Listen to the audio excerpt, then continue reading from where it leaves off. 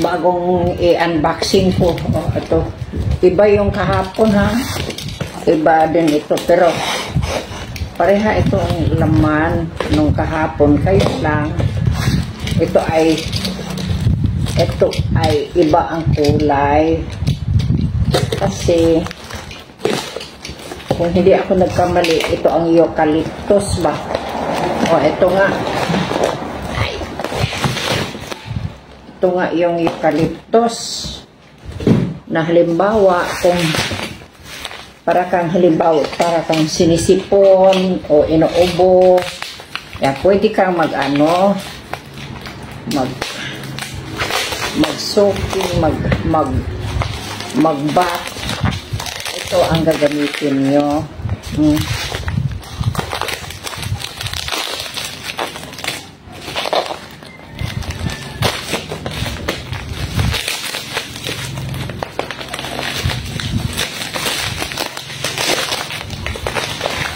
Ito, sore muscle and back soap. Ito na yan siya.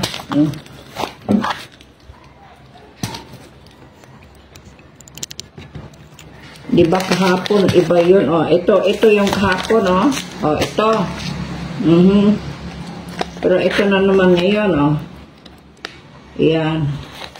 Pag halimbawa daw, ito nakalagay dito ay sore muscle and back soak. Diba, yung sumasakit ang likod, sumasakit ang mga muscle, pati sa tuhod, yan. Yung mga muscle natin sa gilid, ito ang gagamitin pag mag-soaking ka. Halimbawa, yung bang mag-bubble bath ka. Oo, ayan. Tapos, 4 din ito. Ayan, ito sila,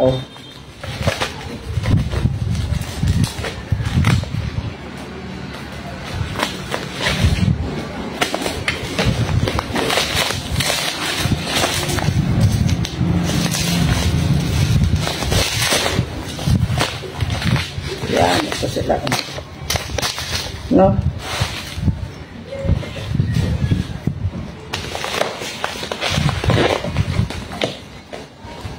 Matagal din mag-unboxing,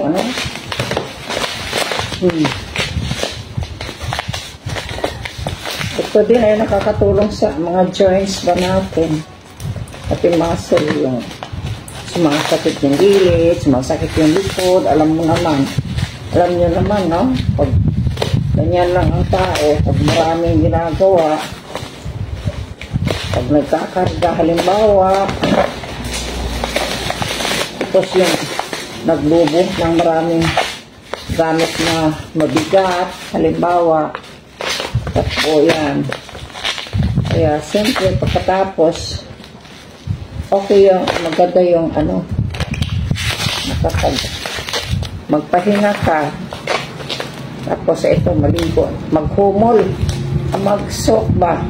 Ano bang Tagalog sa mag-soak?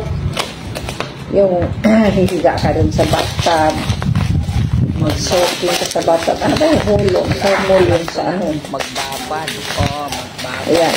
So, ito ang nagamitin, no?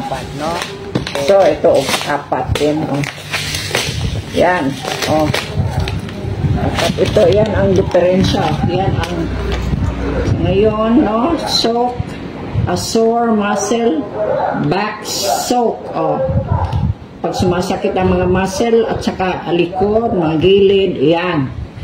Tapos, ang dito, ang amoy ay eucalyptus at peppermint, no?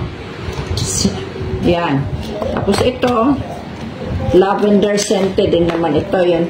Ito, relaxing ito para ito pag halimbawa, ganun din, pag halimbawa pagod ka, tapos parang medyo worried ka, meron kang ginagawa na hindi naman masyadong mabigat, pero para bang gusto mong mag-relax, di ito ang pwede kang magtulog-tulog doon sa sa bathtub Ayan, ito.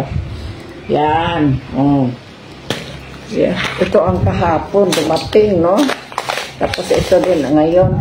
Yan. 4. Mamaya siguro mag-umpisa na ako.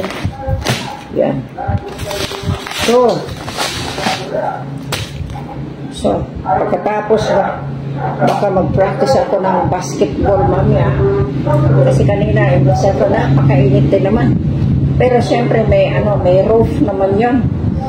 May, ano bang tawag yun? May bubong. Bubong ba yun? Bubong? Atik? O, ewan ko.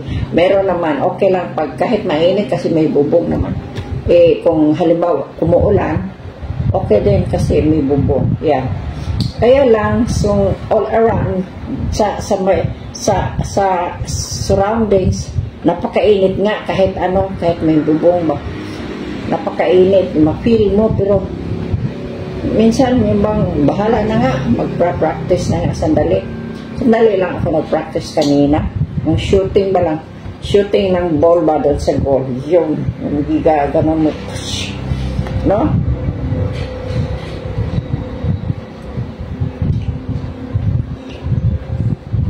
Alam niyo kung ano tong iniinom ko? Tubig ng buko. Yeah, buko water ito. Kasi maganda sa pinalamig ko ba, galing sa refrigerator. Tapos napakainit ang panahon Medyo malamig ito.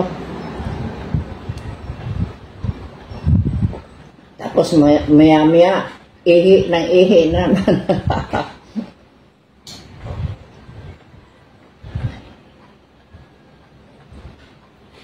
Masarap talaga ang buko, Masarap. Okay, ito yung parabang nag-cleansing din ito. Puhugasan ang mga natin, ang mga intestine ba. Yun ang parang feeling ko. Ganyan. Parabang refreshing ba sa ilalim. Oh.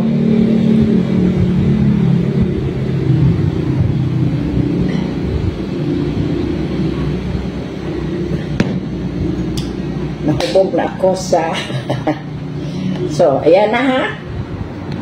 So, okay. Wow. Hanggang mamaya, mag-practice pa ako ng basketball.